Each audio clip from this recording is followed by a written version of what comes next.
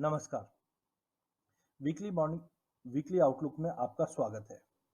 देखिए, पिछले हफ्ते की अगर हम बात करें, सबसे पहले बुलियन, तो बुलियन के अंदर हमने एक अच्छी खासी रिकवरी आते हुए देखी, क्योंकि फेड की मीट से पहले हमने देखा एक पेसिमिज्म बना हुआ था, वार प्रीमियम भी खत्म होता हुआ दिखाई दिया, जिसके चलते सोना करीबन $1900 के नीचे जाता हुआ दिखाई दिया। चांदी भी हमने देखा $24.5 के नीचे चले गई थी।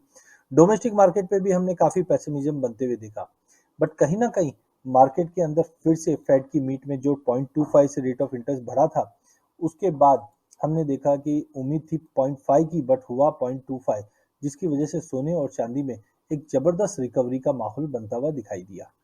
सोने की बात करें तो करीबन 0.25% की तेजी सोने में आती हुई दिखाई दी। चांदी में करीबन 1.5% की तेजी बनती हुई देखी। इंटरनेशनल में हमने देखा कि डॉलर इंडेक्स बार बार 99 के ऊपर सस्टेन नहीं कर पा रहा है। डॉलर वीकनेस के चलते सोने चांदी को सपोर्ट मिला। वहीं बॉन्ड यील्ड में जो जंप है वो अपसाइड को कैप करता हुआ दिखाई दिया। तो overall market sideway to positive, क्योंकि जियोपॉलिटिकल टेंशन है वो अभी भी मार्केट में बने हुए हैं। साथ में गोल्ड में ईटीएफ के अंदर बाइंग बढ़ते हुए दिखाई दी है। तो जब तक जियोपॉलिटिकल टेंशन ऑफ नहीं होगा, तब तक हमें लगता है मार्केट में तेजी का रुख कायम रहेगा। टेक्निकली अगर देखें तो हमने एक ओवरबॉट जोन बनते हुए देखा था गोल्ड में, क्योंकि 2075 का लेवल इंटरनेशनल में देखा। टाइमिंग हमें लगता है कि मार्केट के अंदर बाय ऑन ड्रॉप की रणनीति अपना के चलनी चाहिए, क्योंकि geopolitical tension, data point, pessimism, economy slow down, ये सारे फैक्टर्स गोल्ड और सिल्वर को सपोर्ट करेंगे। तो अगले हफ्ते के लिए आपको 5200 का लेवल ध्यान रखना है। जब तक 5200 का लेवल ब्रीच नहीं होता है, मे बी पॉसिबल 51,400 तक का लेवल मिल सकता है। तो 51,400 के करीब लेके चलिए, 52,200 का टारगेट रहेगा। 52,200 का लेवल तोड़ने पे 52,800 तक का लेवल देखने मिल जाएगा। चांदी के अंदर भी 67,500 का एक अच्छा सपोर्ट है, यहाँ पे आप बाइंग करके चलिए। 69,500 या 70 के ऊपर निकलता है तो हम नई तेजी देखेंगे, जो 72,000 तक का भी लेवल दिखा देगा। But overall buy on drop की रणनीति अपनाइए। वहीं एनर्जी पैक की बात करें तो जबरदस्त तेजी हमने बनती हुई देखी। क्रूड में 8.5% की तेजी, वहीं नेचुरल गैस में 14% की तेजी बनती हुई देखी।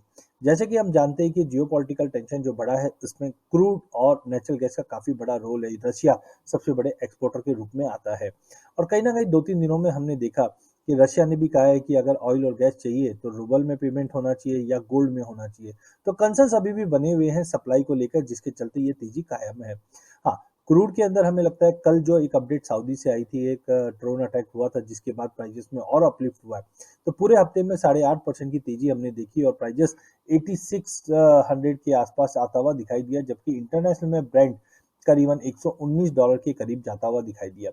हमें लगता है कि अगर ये जियोपॉलिटिकल टेंशन कंटिन्यू रहेगा तो नया हाई भी ब्रेंट बनाता हुआ दिखाई देगा।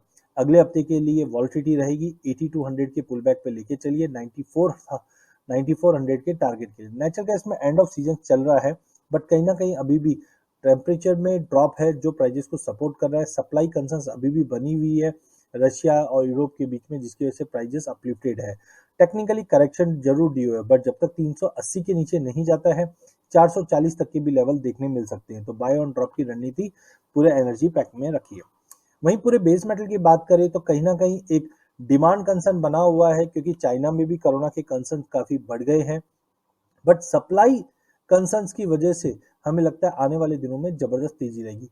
इसके विपरीत हमने कॉपर की अगर बात करें तो कॉपर के अंदर हमने पूरे हफ्ते के अंदर एक मिला जुला ट्रेड बनते हुए देखा, जिसके अंदर मार्केट ऑलमोस्ट फ्लैटिश स्टोन के साथ 820 के करीब हमने ट्रेड क्लोज होते हुए देखा। वहीं अगर हम जिंक की बात करें तो ऑलमोस्ट हमने जिंक के अंदर 6% की तेजी देखी। निकल में ट्रेड सस्पेंडेड है एलएमई पे, बट फिर भी 6% की तेजी रिकवरी देखी है। लेड अभी तक अंडर परफॉर्मिंग कमोडिटी रहा है, क्योंकि अभी भी सप्लाई डिमांड में कोई चेंजेस नहीं है। तो 83 के करीब ही मार्केट मूव होता हुआ दिखाई दिया है। वहीं एल्यूमिनियम भी शॉर्टेजेस के चलते जबरदस्त तेजी का रुख बना है।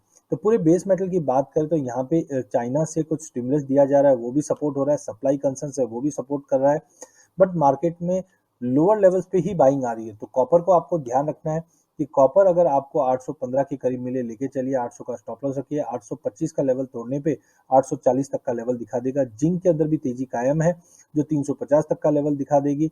एल्यूमिनियम पे नजर रखिए, जो 300 तक का लेवल। तो ओवरऑल बेस मेटल में कॉपर, जिंक और एल्यूमिनियम पे ध्यान रखिए। बाकी कमोडिटी में वेट एंड वॉच। धन्यवाद।